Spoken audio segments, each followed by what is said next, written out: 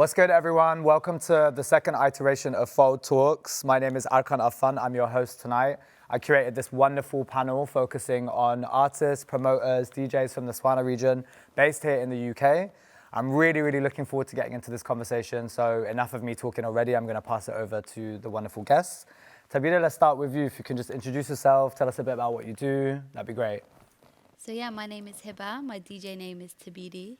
I'm a British Sudanese structural engineer, and I'm also the founder and creative director of Space Black. And we are a group of artists, architects, designers, and we look at how to design cities and spaces that are centered around the perception of marginalized communities. I'm Sahliah. I'm a British Lebanese music producer and DJ and creative practitioner for social change. I am currently studying Makaan, which is a tuning system found in the SWANA region, and trying to apply that to electronic UK-based music. Sick. I'm Anahita. I'm from Iran. I'm a DJ. And founder of Makaan Collective, which we will talk about. And an icon as well. Yeah. A humble one. Sarra, over to you. I'm Sarra Wild. I am a DJ, promoter, curator based in Glasgow. I have West African, North African heritage. That's why I'm here, I guess. And yeah, the platform I run is called 0141. It's been around for like 8+ years, and we host parties all around the UK as well as Europe. And my focus is intentional spaces that celebrate forward-thinking experimental artists from the diaspora. Thank you all so much. Right, let's get into it. So one of the first things that I want to ask is about this term SWANA anyway, right? Because there's probably going to be quite a lot of viewers who don't know what it is. So, like, in short, SWANA is Southwest Asia and North Africa. It's a term that we like to use rather than the Middle East and North Africa, like MENA, because, you know, we're the middle of who's East. But SWANA is still not necessarily the best of terms anyway, because we're collating a lot of different peoples, a lot of different identities together. So I want to know your thoughts on this. I mean, just fire away, whoever wants to answer it first. Like, what do you think about SWANA as a term? I think it's continuously evolving, like how we learn how to kind of describe ourselves, and especially from an anti-colonial lens. Yeah. And I think for now that it's a good start, but it's definitely, it should be, you know, open to criticism, and we should sort of, you know, language is forever evolving, and language is so important in how we communicate ourselves and how we want to describe ourselves. So I think it's a great move away from the term Middle East, but it's also important, I think, to respect the fact that sometimes language is not always evolving in the way that it is here in other parts of the world. Very true. So I think we have to have nuance in respecting how people choose to describe it, but it is important to say that the Middle East, the term the Middle East is a colonial term that we should be moving away from. And yeah, that's my 2 cents. For sure. Yeah, I agree. And particularly, especially Tabidee and Sarra, as two individuals from the African continent, not from the Asian part of it, how do you feel, for example, about the Na part being in addition to the Swa part, so North Africa being part of the Southwest Asia part? I think it's a nice blanket term, but I do find it quite reductive of like literally to like one of the most diverse regions in the world, right? How many countries are within North Africa and Southwest Asia? How many indigenous cultures exist within these regions that aren't accounted for when you say SWANA? I'm just going to be honest, I dislike how the connotations is very much you're an Arab, and whatever the white gaze, whatever they've determined, the Western world has determined what that is. So yeah, I do find it reductive, and I prefer not to use it. I prefer to just ask people, where are you from? If I really want to, you know, what's your heritage? I think that's more important than, yeah. But I mean, yeah, you I said- feel... Sorry. Go ahead, no, please go ahead. Yeah, you said Arab, defining like what is Arab through kind of like the white gaze, but I think also internally within our region, like I spoke about this before, but how like even within the SWANA region, there's a lot of anti-blackness, and there's a lot of racism, and there's such a huge lack of like black and dark skin like SWANA representation. So for a very, very long time, I did not associate myself as like someone who is Arab or like as SWANA, and I kind of almost actively avoided those spaces because I just did not feel seen. So I think it's kind of like touching on what Sahliah said. There's like nuances in our region that even though it is nice that we've kind of like stepped away from this general term Middle East, there's still complexities within that and like such diverse identities. Like you can be a Afro-Arab or like a Black Arab. And I mean, ultimately, like Arab in itself is also a particularly constructed identity, right? A lot of people who are read as Arab could be Kurdish, could be Armenian, but fall into the category of being Arabic speaking. So perhaps this term SWANA doesn't encapsulate that so much. And there's also like, you know, Georgia, for example, it's part of the Caucasus, but if Turkey is part of SWANA, then so is Georgia. So where is that inclusion? Where do we see that? I want to know what you think about this, because one of the conversations we've had in the past is about Iran and Iran's inclusion in SWANA, particularly being a big country with a lot of cultural production. Where do you feel Iran sits in this? I don't feel any belonging to SWANA community here, at least in London. I feel like very, very not included. Like I feel they don't even see Iran as much as it should be seen, especially right now that women and life freedom movement is happening, revolution is happening in Iran, but I don't see we get any support from SWANA people, like as in SWANA community. I didn't get it. Even from my friends, to be honest. Like I felt, maybe Iran is not that important. Maybe if it was in Beirut, then immediately so much fundraising, immediately so much, like, there's a huge, This fits in also to what you were saying before, Sahliah, about the Levant focus as well. Not necessarily just in SWANA, but generally when we talk about cultural production from the region, it focuses a lot on Lebanon or Syria or Palestine, which of course are places completely worthy of focus. I mean, more than ever, it's important to also show solidarity with Palestine fundamentally. However, how do you feel about that when, you know, Anna is saying that if it was Beirut, there'd be more fundraising, but because it's Iran, would you amplify that or agree with her? Yeah, I think that it's also to do, again, with these, it's the intersectionality of kind of the Levant being seen as like the default.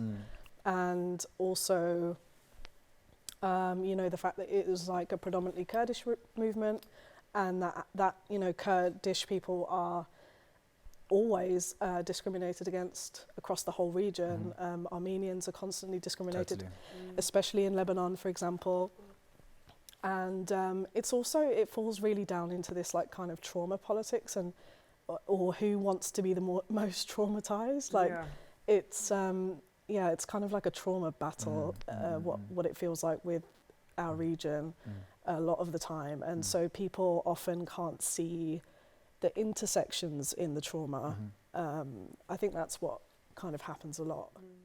And we're going to get more onto this as well, but as you were also saying backstage, it's very interesting and easy almost for us to sit here as diaspora and have these conversations about how our region is represented, but where is that real exposure for those, for instance, who are in our region, who are doing the work, who are advocating? I mean, I know, speaking as someone who is from Turkey, who isn't Turkish, is indigenous but is from Turkey, I know so many incredible collectives and organizations who do work on the ground, within the music industry, within club culture, within all of the things that we're going to get to talking, but they don't have the space necessarily to be able to come and talk about that here, whether it's visa restrictions or this or that. But we'll get more into that. I'm going to start with like the questions that we prepared beforehand.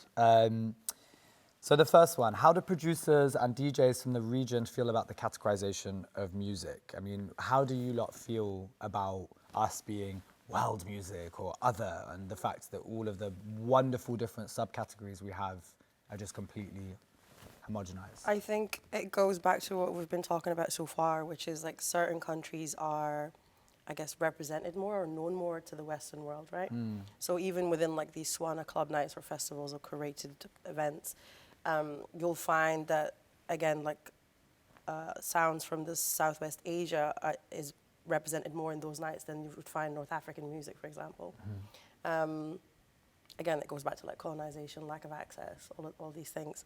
So I find it interesting, like for example, if I play a SWANA night, and I'm hesitant to do so a lot of the time because of these things. But let's say I play like Bedouin or like Amazigh music or Rai, for example, one of the biggest like music genres within North Africa. If it's not like Sheb Khaled, for example, like the biggest pop star from that region, people won't know it from Southwest Asia because we've been exposed to Southwest Asian music and film and all of that, like popular culture, way more than they've been exposed to us. So there's like just a lack of representation even within these like events. I feel really restricted. If I play like even one track that the crowd doesn't know, then you kind of lose their focus. And it goes even beyond music from those regions. If I play like experimental, we were talking about this earlier, if I play like experimental music, like jungle, D&B, noise, screamo, whatever, like I grew up in Glasgow, let's be real, like that's what I want to do, you'll lose their focus if it's not like Nancy Ajram or some, generic like pop star from the Southwest Asian region. Okay. A big thing for me is like, it's not about playing like specifically SWANA sounds or Sudanese sounds. For me, it's like how being Sudanese or like being from that region has informed how I curate music or like how I experience music. Exactly. And like, for example, I love playing like techno, and like very depressive sounds, but that also have like intense drum beats. And I feel like that plays an ode to like, kind of like all the aunties and khaltus like playing drums at weddings and the dancing and the repetitiveness.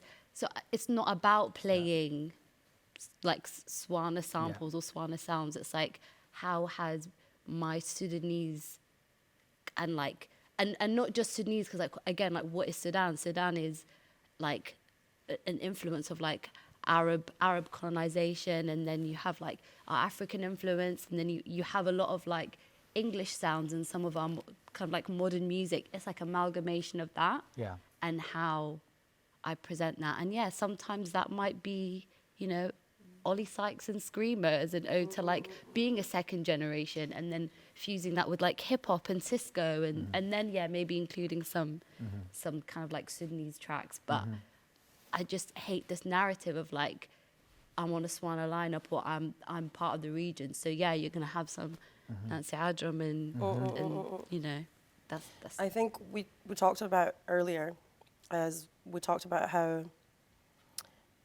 techno or electronic music is inherently black and brown, African American context, queer communities. It's all linked, right? So I don't, like, as a queer person, as someone from the North African, West African region, it makes sense for me to be playing these sounds regardless. And so I feel like even with these like SWANA curated nights, there should be like, I guess, more education or more awareness of how the history of electronic music and queer culture and club culture.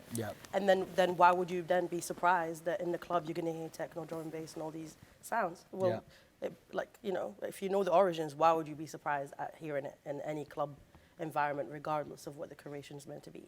I want to jump on the back of what you're saying, because Anna, I know that the musical aspect, is really important now for the amount of attention and solidarity that you're raising for women, life, freedom. I know that this is something that is really dear to you, it's dear to all of us, and it's something that we all support, show solidarity to. Maybe you could talk a bit more about the role that music plays in your activism and the work that you're doing now with Women, Life, Freedom in London.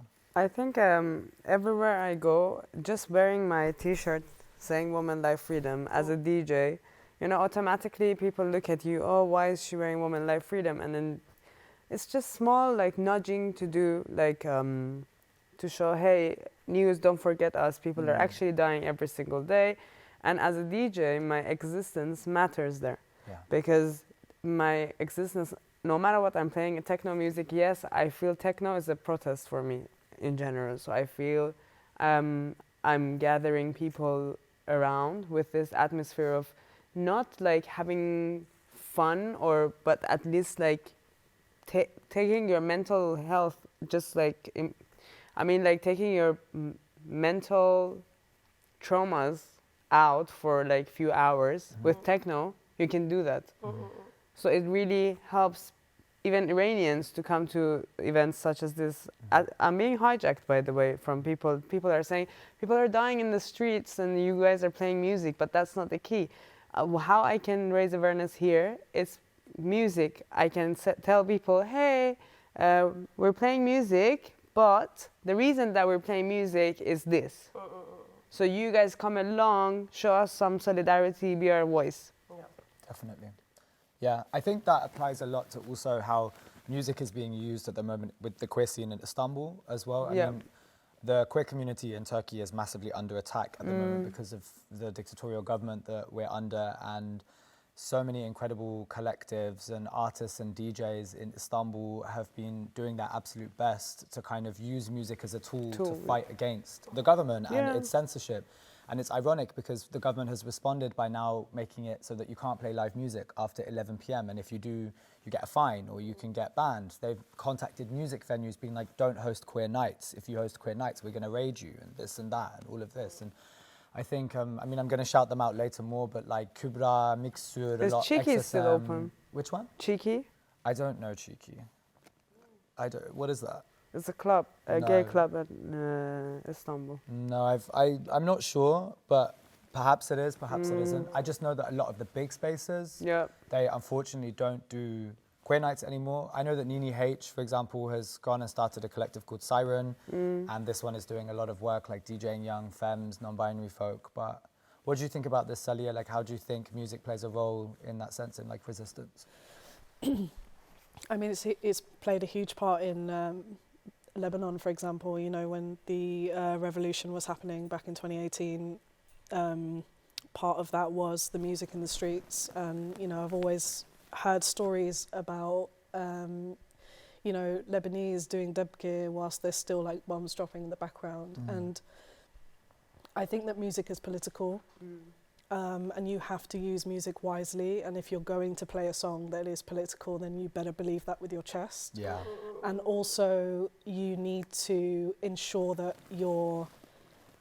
whatever you're doing, whoever you're interacting with, follow those same values. For sure. And I also think that it's actually really hard for us as DJs, as artists, to be from the region, because we are constantly being shown trauma or images of trauma, and then we're expected to go out and have a good time or perform or hold the space in a room. You know, I always talk about this, that being a DJ is so much more than pressing play. You're holding the energy in the room, and you have to, regardless of what you've just seen on the Instagram, or, you know, my algorithm is constant trauma, and I think our algorithms have been that since time, like as far as I can remember, whether it's the algorithm on your phone or whether it's the TV, how the West portrays our region and what's constantly happening. So if we can't find joy, then what can we find? But at the same time, there are moments where you do have to respect what's happening and maybe just have a pause. You know, there has been times where we have been like, you know, I've seen artists who've said, I'm not going to create any work until this has passed. But, you know, that's quite a constant thing for us. And it's really difficult to navigate. I think what's also really important here, and I'm going to ask you two specifically about this, because I know with Makaan you've been live streaming artists in the region, and I know that we've spoken a bit about budgetary restrictions and visas before. Of course, again, you know, in the diaspora, it's easier for us to have these conversations because we have a lot of comfort in a sense that a lot of our siblings don't back home. You know, my experiences in Istanbul, for instance, in Turkey are very different to the experiences that I have here as a queer person, and that is fundamentally reflected in nightlife. In nightlife, you're used to potentially getting raided, potentially being arrested, potentially being attacked. We don't have those issues here, and we're very lucky to not have those issues. But I think it's very important to still champion and platform those of us, those in our community who do struggle with those issues and fight against that.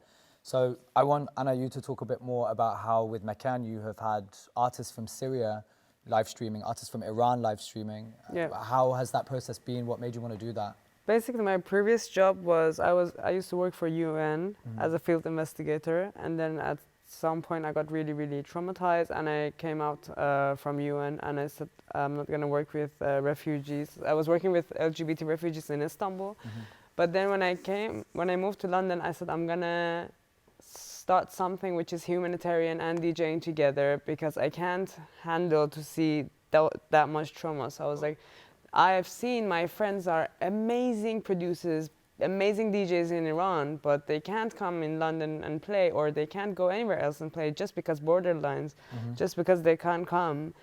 And I was like, I feel guilty that maybe I can play here and they can't, and I was questioning everything. So then I started Makaan, which actually you came up with the name. I thought maybe if they send me a 2 hours like video from themselves playing in the room, first of all, it's going to motivate them a lot, because in Iran we have underground parties, but we don't have safe space. We don't have that kind of like we have proper techno scene, but it's everything underground. And I remember in one of the parties I ran with a mixer because the police came, so I was just running with the mixer and like everything. So it was crazy. But here, it's easier, of course, and I basically project them on the wall in each event. If it's from Iran, Syria, next one Palestine, I'm gonna start to after all these stories. I project them on the wall in the club, and then the rest are physically here, like based in London, because I don't have any budget to bring artists from other cities or other. I think a lot of places can definitely take note of that, watching this and hearing that that is something that is successfully being done. There's so many institutions in London that have the AV facilities, the capabilities, the tech teams to be able to do these hybrid digital events where they have artists in regions that are stigmatized and borders stop them from coming over, to actually still collaborate and work with them and platform them.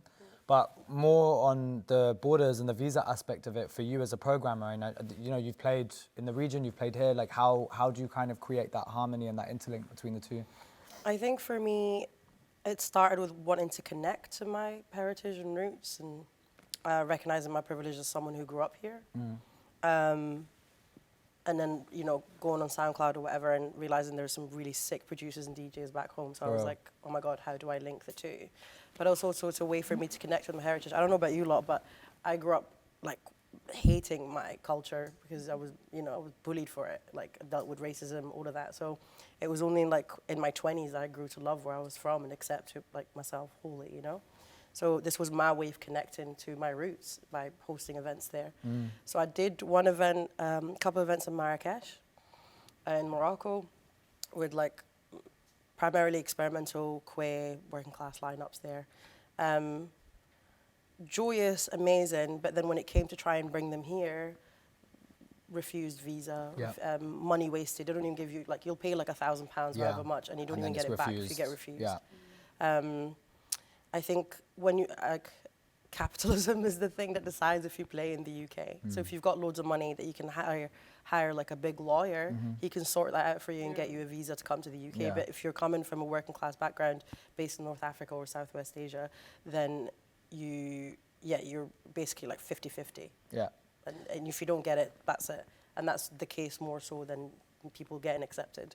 For real. So I try and go back to like North Africa and put on events, but we're also like it's not safe, you know.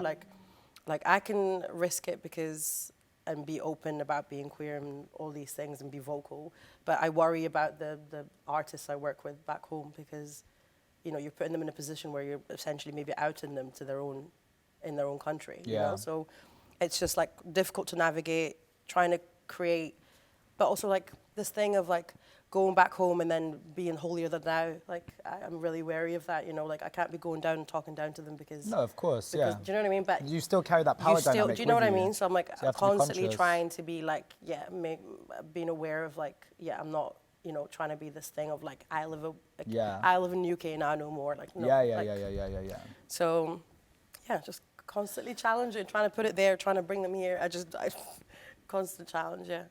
Did you have something to say to that? I just wanted to cough. I'm so sorry. Cough. Cough for the audience. Cough for the audience. Let me cough too. I actually wanted to, like, we touched on like audio visuals and like alternative ways of using club spaces, and that's something like I really, really love. And like in Space Black, that's something that I would really love to explore. Just like how can we reimagine club spaces, or like what it means to club, and I think it's something that's quite common, like that's common in our region, is that like clubbing doesn't stop when you're a certain age. And I've noticed it might just be like British culture, but there's almost this thing of like, oh, I'm too old for it now. Or like you get to an age where it's like, oh, I just don't go out anymore. But like my grandparents and parents, like they'll still go out. Like they'll still go out, have a good time, and dancing and music and like connecting through music is such a big part of our culture. It is a massive part of our culture. Like It's it massive. like almost like I would say the foundations of, and it's how we told stories. It's how we like,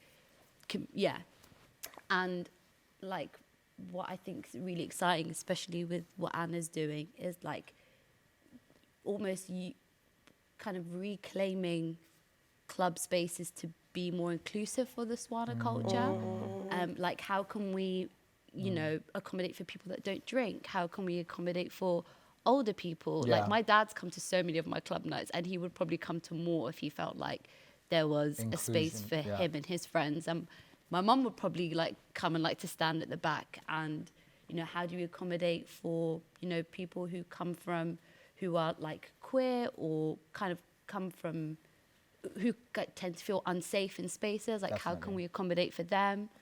So I think there's like real possibilities in not just putting like SWANA in front of a club night, but thinking like, how can we use technology and space and like spatial design and like, and our culture together to create a experience, like a SWANA experience. And even in terms of the visuals, like just stop using the Orientalist shit that's So just projected and it's like, for real. you know, like It's tired. super, It's like clapped. super 2D, Yeah. like very bright, like, It just looks dusty. just at this point. dusty as fuck. Just And dusty as fuck.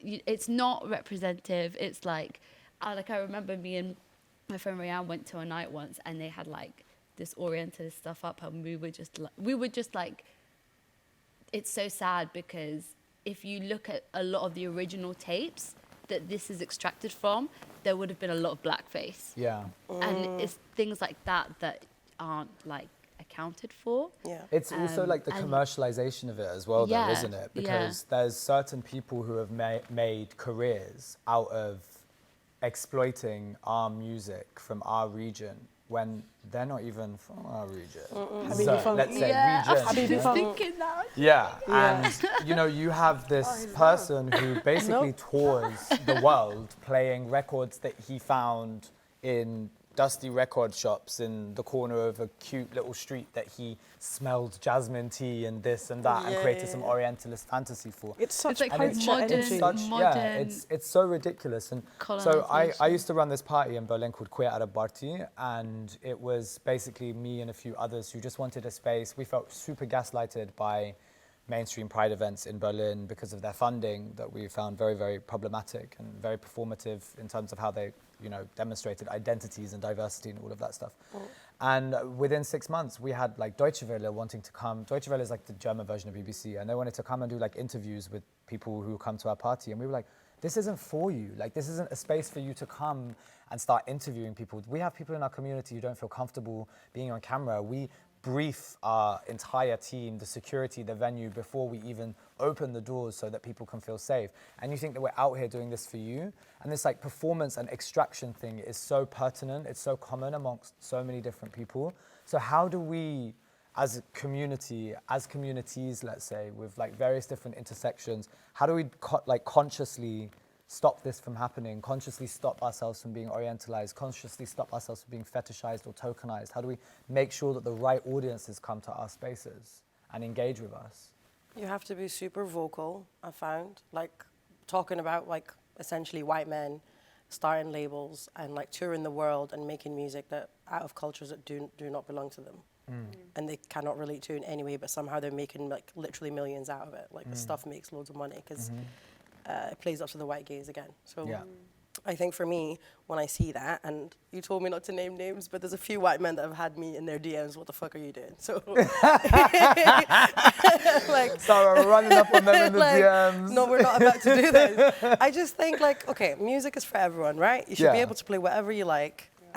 Share, like, of course I want music from my culture shared, but what I need these kind of white men to do is be conscious that you're not just like taking the music, playing it, making loads of money out of it, and then giving zero support from artists from those regions.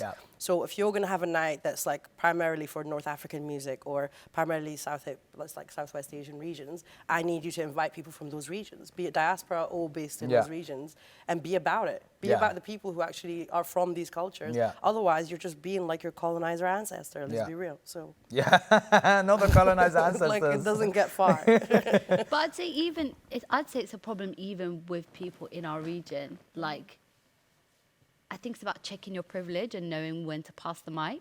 And like, so I'm really fortunate in like having Sahliah as a mentor and kind of a year ago or so ago, like picking me up and being like, okay, I'm gonna help you get to where you want, and like seeing the potential in me, and like advocating for me in a lot of like, and I think Sahliah is one of the main reasons why I'm now starting to like identify with SWANA, or like even saying it, because for a very long time, like I felt anxious coming into those spaces because of a lot of racism.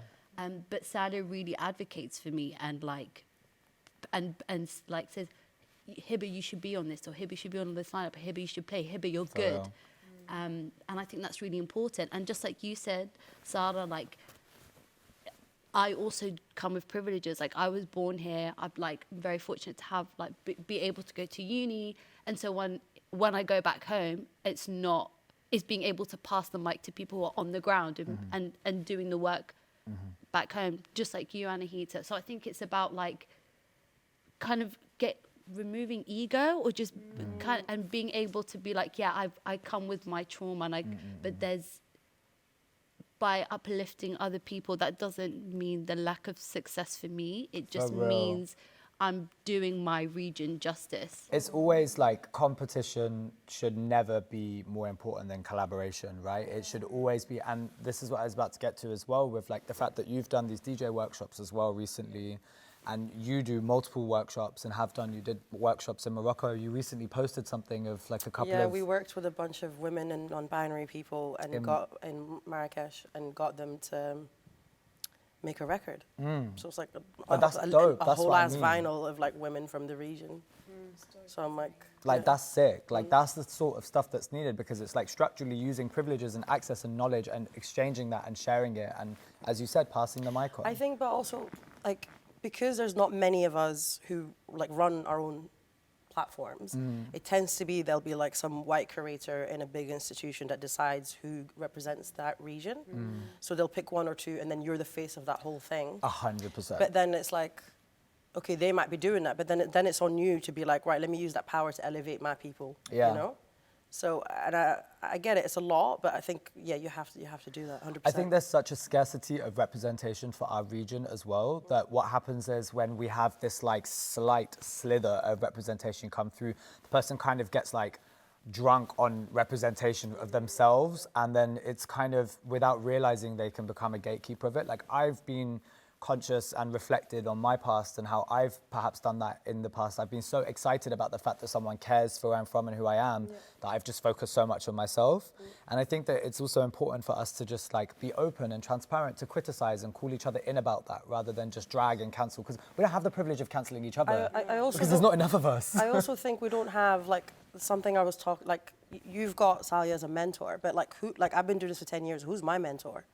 Like, do you know what I mean? Like, there's literally no one in, like, I'm in Scotland, like, come on, like, so it's just like, there's just lack of representation, and then you're trying to make it work. So I think there is room for mistakes, but then when the mistake happens, you have to be willing to like listen and be willing to like be more intersectional, inclusive, whatever that may be. And it's also looking at, like, for example, yes, I am Hiba's mentor, but there is, you know, I've never really had a mentor either, but it's more about checking your privilege and knowing that you have a responsibility to use it where possible to bring people up. And I'm a firm believer of success being a horizontal scale rather than vertical. Like, there shouldn't be just one person that was like, I was the first to do this. I am the one that founded this. Because that is not community. That is just putting yourself on a pedestal, and it's ego. And that is something that I'm like, if I'm not bringing up my community, my family, up with me, or in every opportunity that I can, then we slip into this gatekeeper stuff, and it's just not right. Like, that's not, as you said, there's not that many of us who have actually the access to this, which is a privilege in itself, you know, to a certain extent. So what can we do to support each other? And I think, you know, I always say to my friends, like, hold me accountable. Absolutely hold me accountable. If I'm doing anything wrong, call me out on my bullshit. And if you're going to do something wrong, I hope that you'll also, you know, I can do that for you as well. But also don't take the piss. Because some people, they see you being inclusive and, like, you know, like willing to, like, you know, to open to criticism, and then they just fully take the piss. You know, like, I'm like, are you this critical towards, like, cis white men? Like, are you this critical towards huge institutions that cause way more harm? No, you're not, but you're coming for me because I've made myself available. Do you know what I mean? So you have, I'm open for being held accountable, but also don't take the piss. Anna, I wanted to ask you as well just about this, because I wanted to know what the reception has been to the work and the programming you've been doing recently. I mean, I know that you recently did a night at Egg, or a day party. Tabidee, you were playing there. So it was raising awareness. Yeah, so how has, like, the reaction been? How has the response been like? What has it been like for you to be working with club spaces, with venues, with promoters, or people who have access to these institutions, whether in our community or out of it? How has the response been to the awareness that you're trying to raise? So, you know, in Iran, we don't have clubs. Clubs are illegal. So, for me, at first, it was really hard to basically speak to club manager or go and find spaces that I feel I can work with them. So, it wasn't easy at all. So even when I was booked and I played at a club for the first time, I was quite confused because I was always playing at our home or, like, houses. I had different experiences with clubs, but specifically with Egg, they're really nice. Like, giving the space for free because I didn't have any money to get a space, and they basically gave me the space for free. And then all the visuals were all about women life freedom, and it was the mixture of techno and visuals, so it was kind of like hacking into your mind what's happening in Iran, and then giving teas and biscuits, and it was very chill. But I have more awareness raising, again one more at Egg, because again they're giving me their space. With daytimers. Collective, I don't know. No, because, like, I was particularly interested in that because after we were, like, arrested, detained, in custody in Istanbul, after I kind of was, like, reaching out to places being like, hey, could you platform this? Like, could you, you know, especially in the music industry as well. I mean, like, NTS were like, yeah, like, let's do a mix where we had Mixur, who's like an Istanbul-based queer DJ, who did like an hour-long mix with just artists from the Istanbul underground scene. Some of whom had been arrested and were literally in the police vans next to my police van. We had like a 1 hour sonic love letter showing solidarity. It literally had parts of, like, the manifesto that we had spoken right before we'd gotten arrested being part of it. And that was, like, really beautiful. And that's why I was asking, like, has there been that reception and interest? Because on the flip side, I've also had places that have reached out to me who just love to fetishize the pain that we experience being from our region, whether diaspora or not. They love to just focus on that rather than the positive aspects in it, you know? No, I didn't feel like that. Because if I feel that I'm being an object to use to earn money or anything, I'm completely out. I don't buy that shit. Like I don't want to be Anahita Iranian DJ. Oh, Iranian DJ? No. I don't accept that. That's a good segue into what I was going to ask all of you about this as well, which is obviously being femme. For those of you on the panel, Sarra, I know, talking about queerness as well. How do you feel when you're programmed on lineups? Do you believe that your expression, your gender expression, or perhaps your sexual orientation, to whom it may apply, has like a role to play in it? Do you think that there's that tokenism, that pinkwashing, that fetishization, both inside the SWANA regions and outside, production, and outside? I think for me it was like, first it was like misogyny. You're a girl, you can't DJ. So like then people got educated on that and kind of moved on a wee bit. And then it was race, because then you were like, actually, this music you're playing, club culture, it's all originating from people who look like me or, from similar backgrounds. Then they had to come to terms with that, and then the BLM stuff happened. And then it was, oh, actually, I'm also, part of my family is indigenous to North Africa, and the Senegalese side comes in, and being Scottish, and like all these identities coming together. And then they just don't know what to do with that. Yeah. Because it's a lot to handle, I guess. People can't handle multiple identities. It's just a bit mad. It's just like, I'm like it's 2022. There's like people are connecting and like having babies that come from different places. I don't know, but I think within our own community, you struggle with like I said, being booked to play a SWANA night, being hesitant to do it because you don't want to be boxed into that as someone who's like essentially like an electronic music artist, but also I consider myself a Pan-African, all these things, But then, and then you're being told that you're not playing enough SWANA traditional music, but you're like, I grew up in Glasgow, so like, I don't know what you want me to do. Like, I don't know, like, I play all kinds of music. Yeah. I don't know, maybe do some research before you come to the club night. I don't know, or like research. If you get booked for your name or your identity rather than like the music that you play, it's like what part That's of you what I'm trying saying. to book? Exactly. But then you've got like, for example, I played Italy recently, and the guy was like, I really would love it if you played these tracks from like Algeria specifically, and I was like, you're gonna get what I'm gonna play, my guy. Like you don't get to decide what I play. You know what I mean? And I did at the end. I did play some Rai, but it was my choice. I've had it that white men in the past that they've tried to book me and be like, I really want you to play African music. I'm like, it's a fucking continent.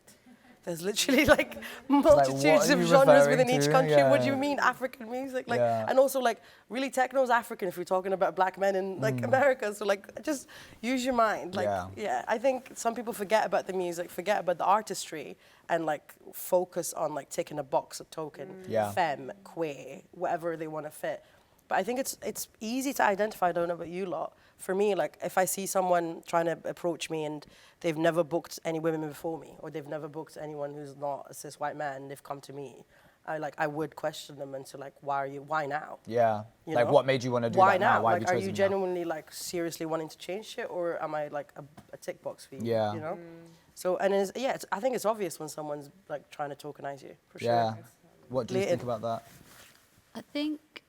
And this is like, me and Sahliah have had a lot of conversations about this, but I think sometimes when you're a female DJ, like, there's now been this whole like discourse and this movement of like, oh, because you're a woman or like you're a female DJ, you're not shit. Like we've identified that now, but there still feels like sometimes, and especially like I'm at the beginning of my career, sometimes it feels like there's this pressure to like present as a female DJ, like to be femme or to like dress a particular way or to like almost like hypersexualize myself to be the female DJ on the lineup.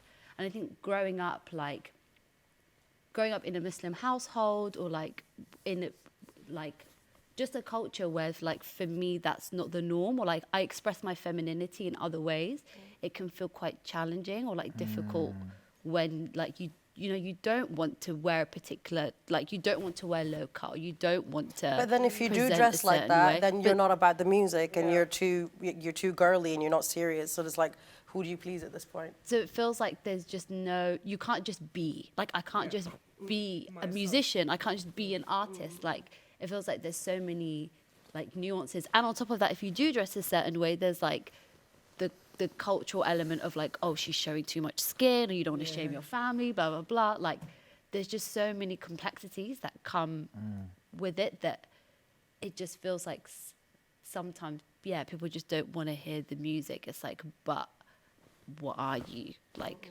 yeah. Real. Yeah. Go on. No. I was just going to say that my experience is slightly different because having been born and raised in the region and then moving to the UK and moving to a really white middle class area and being someone who is very white passing and is half Caucasian, I think there was a lot of my identity that was about trying to show that I'm not just English. And so there was a lot of me trying to be very loud and proud about being from the region. So a lot of that was about, you know, shouting about it and playing those classic tunes. You know, I used to go to the D&B rave, but then during the day I'd be listening to like 90s Arabic music because it would just connect me to home, or what I felt was home. And then every time I used to go back to Kuwait, I would ask my family to make me a mixtape of the current tracks because I wanted to just be, you know, in tune with what was happening over there musically as well.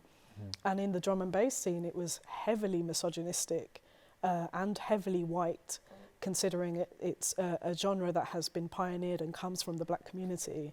And also, yeah, just being in those spaces, it was just, and at that time, I think, you know, we're talking like nearly 10 years ago now, it was so much harder like than it is now. I feel like there is a lot more of this, again, this, it may be a trend, it may be because of this fad of like trying to push for more women to be on a lineup, but there is more inclusion now of women on lineups and a lot more safety, I think. You know, back then I used to experience a lot of sexual harassment, and that was a reason for me actually, not only because I'm brought up in a Muslim household, but to just kind of, I just didn't want to give off the energy of like, you know, there is nothing more here than me trying to learn how to DJ. So don't get any wrong ideas, but it was consistent. And that's why I eventually left the drum and bass scene.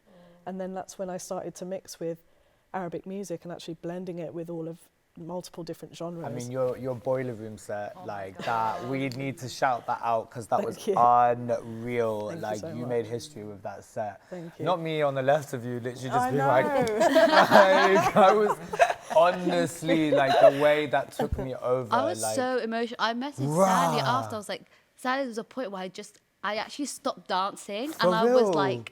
was like so emotional, like so Wallah, emotional. wallah. Because There's it a was moment like I literally was like amazing. this. Like you can see it in the video. I'm literally going like this because I was like, what are you doing to us? Like, And that was a lot about telling my story through Yeah. music. Like I had to think about what did I want to do with this boiler room. yeah. You know, because I do play a lot more sort of, you know, I still love to play a lot of underground music and drum and bass Yeah. and dubstep and you know, all of that. But this was about just telling my story and journey with music. So, you know, starting off with like hip hop and ending on D&B and breakbeat. And, Yeah. you know, that was just a story of my journey with music and my identity. We were definitely on that journey with you, trust. Thank you. Anna, what were you going to say? I forgot. I knew you'd get to I was like, what, you were going to say that? So one thing I'm particularly interested to hear your perspective on, Sarra, is how club culture, at least the representation of club culture in the UK, can be so London-centric. And, you know, we all know this, like Manchester, Glasgow, there's so many places in this constellation of countries that forms this khara place that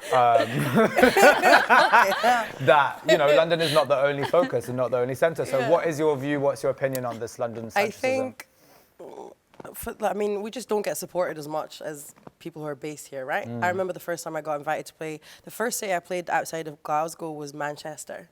And then after a while, I remember my first booking in London, people were literally like, oh, there's black and brown people in Glasgow. Like, they were shocked because they like hadn't seen the representation, I guess, or I don't know what. But I do feel like if you look at like clubs in Glasgow or Edinburgh, anywhere, Aberdeen, whatever, there's multiple cities within Scotland as well, because I feel like people just talk about Glasgow as well.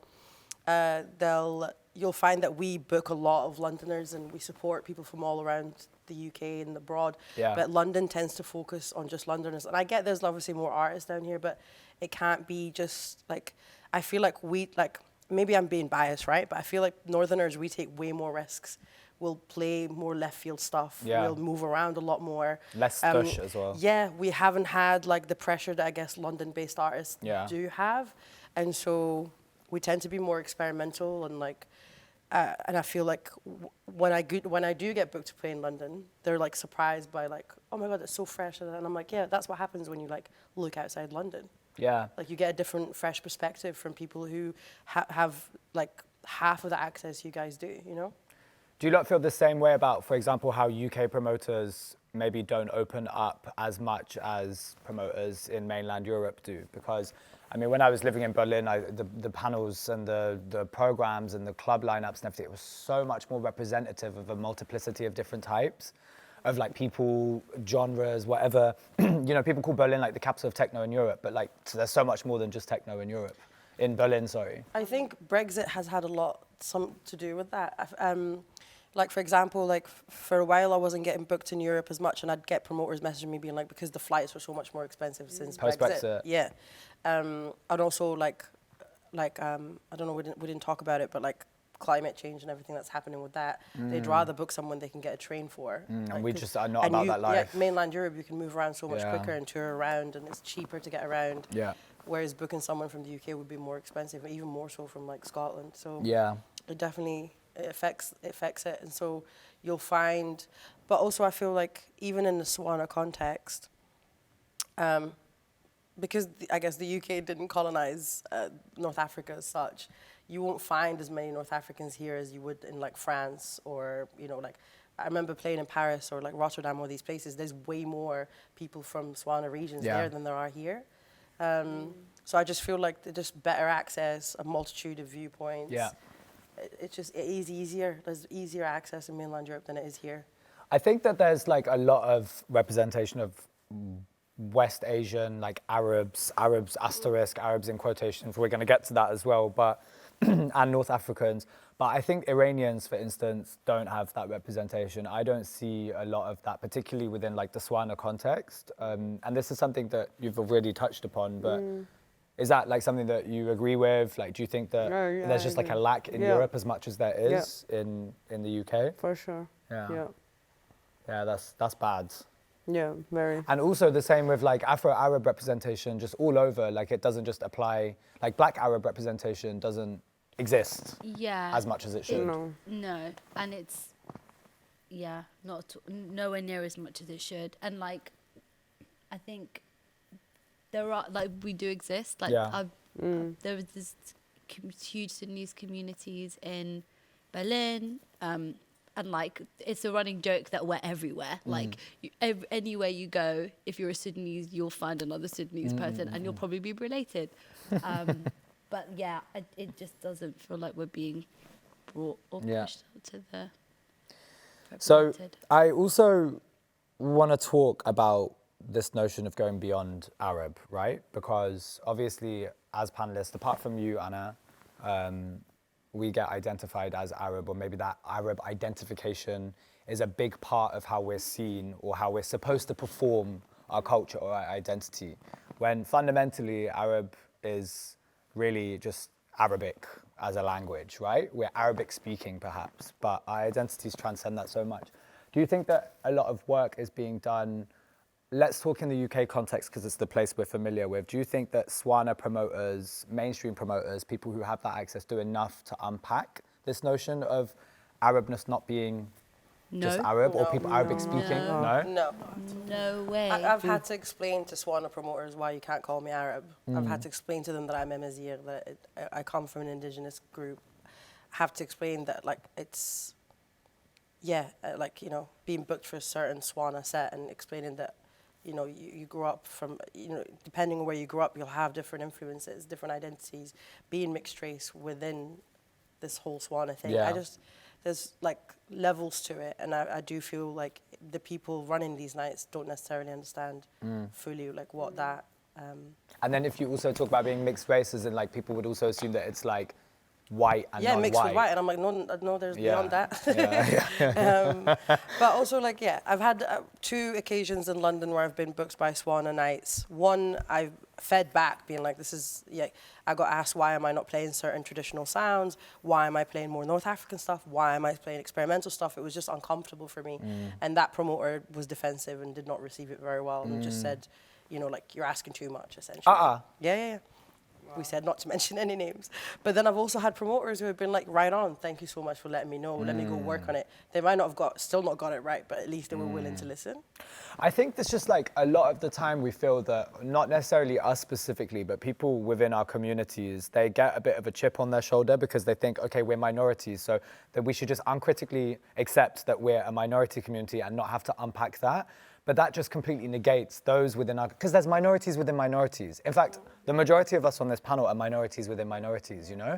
And a lot of us have some part of our identity be gaslighted. But like the mainstream of our communities don't care about that because they're like, oh, we're fighting for representation. But what representation are you fighting for? And where do we fit in as people who aren't represented by you, but have to fall into that umbrella, right? Nah, no time for that. Point on point. Well, just to add on that, sorry, like Please. it's about like also if you do feel fragile about somebody not wanting to identify as Arab from the region, then that says a lot about your miseducation. And you know, you have to accept that even if you are proud to call yourself an Arab, that there are people that will not be proud to call themselves Arab and 100%. will be very triggered by the fact that you assume that they're Arab and you assume that they speak Arabic, because the whole point of it was imperialism. 100%. And if we ourselves are not able to educate ourselves on actually, you know, you're just centering yourself in the conversation if you're not willing to allow somebody else's opinion in on how they feel about the term Arab. In the same way that Caucasians center themselves in the 100%. Conversation on, you know, why people call out white people or whiteness all the time.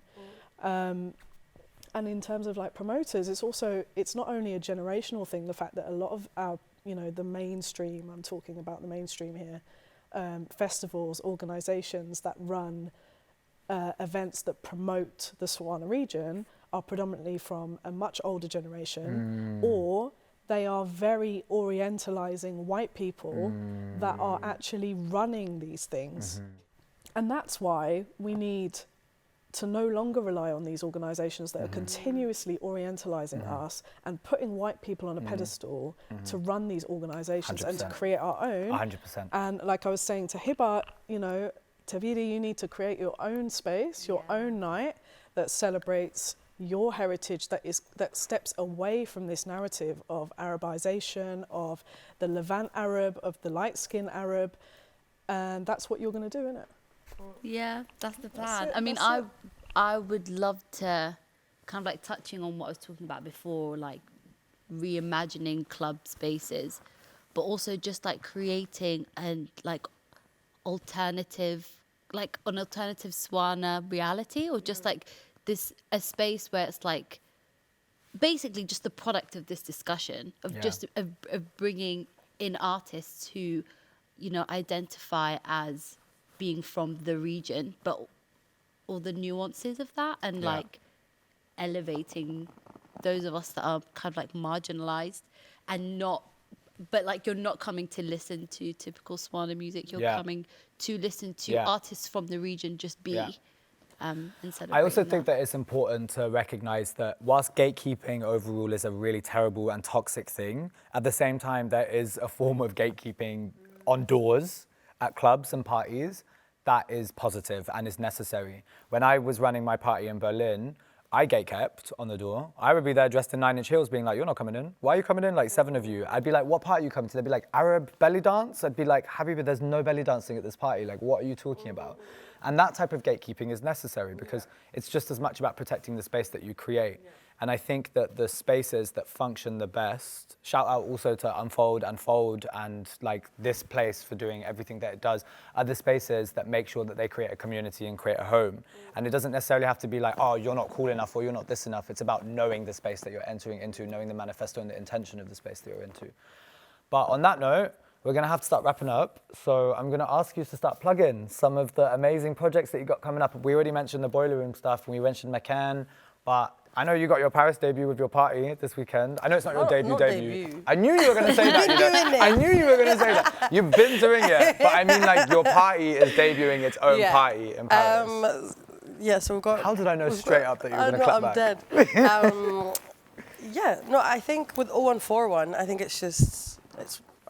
I'm really proud of the work we've done. We've influenced, like, Boiler Room started their equality department because of my night. You know what I mean? Like, that's the effects we've had. So I'm like, for a night to be in Glasgow, to be doing that is sensational. Team. Yeah, and then to now be international, like, and yeah, repping experimental artists everywhere I go is a really great place to be. I think I want to rep the people, because we're talking about SWANA within the UK context, but actually the most fun and nights that are already doing a lot of the things we talked about have been in mainland Europe. So like Shako Mako in Sweden, lit. Iranian artists, there's Jahannam in Stockholm. Not Jahannam as well. Jahannam in Stockholm, who's like killing it, putting on underground parties, raising money for like Iran, Palestine. She's dope. That's what I'm saying. So I'm like, Iranian representations in the UK might be lacking, but in Europe, to me, like they're everywhere. Like I've met so many wonderful women. I think you played Bukhar in Copenhagen. Bukhar with Ramadona. Bukhar with Ramadona and Azad. And Naker. Yeah, Naker is a bit. And that lineup was primarily like Kwe, like SWANA region, but then we're all very aware of like our indigenous roots. The visuals were all like modern take artists, like diaspora artists from the region. It was nothing oriental about it. It was like by SWANA artists, for SWANA artists, without like the benefiting the white gaze in any way. So I'm like, I think it's all, there's a lot of crap to deal with, but there's also a lot of great things happening, and I think we have to focus on that as well. Well, Anna, anything that you want to talk about?